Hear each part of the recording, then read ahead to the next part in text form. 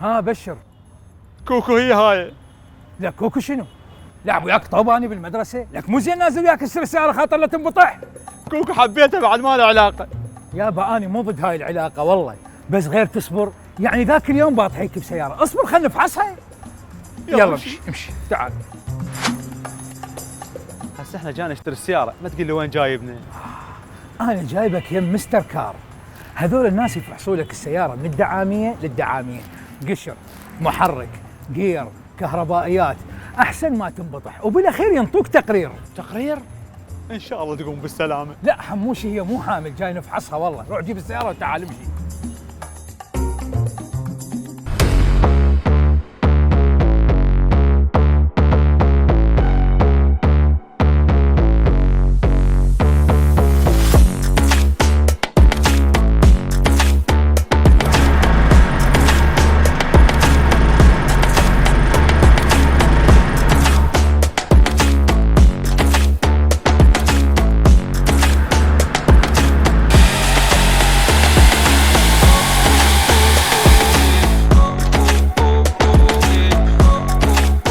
هسه كملوا فحص، ومن الاخير راح ينطوك تقرير.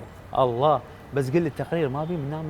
هاي ما بي يا حبيبي، هاي اجهزه وكمبيوتر، وهم كادرهم لبناني، وحتى كادرهم العراقي مدربين بتركيا، افتهمت؟ لا. العدان ليش جايبك؟ راح اخلي الولد هو يشرح لك، تعال وياي.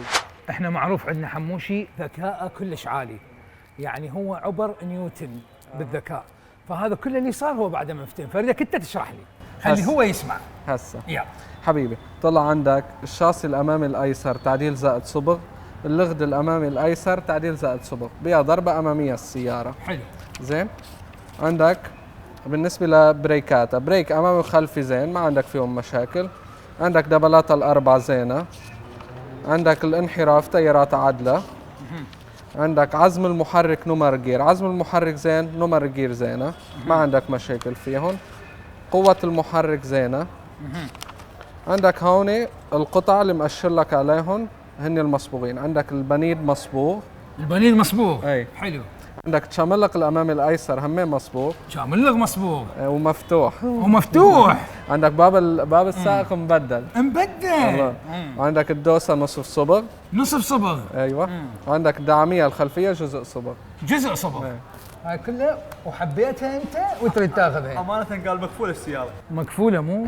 لا تفكر ولا تحتار، وتعال افحص يم مستر كار. الله.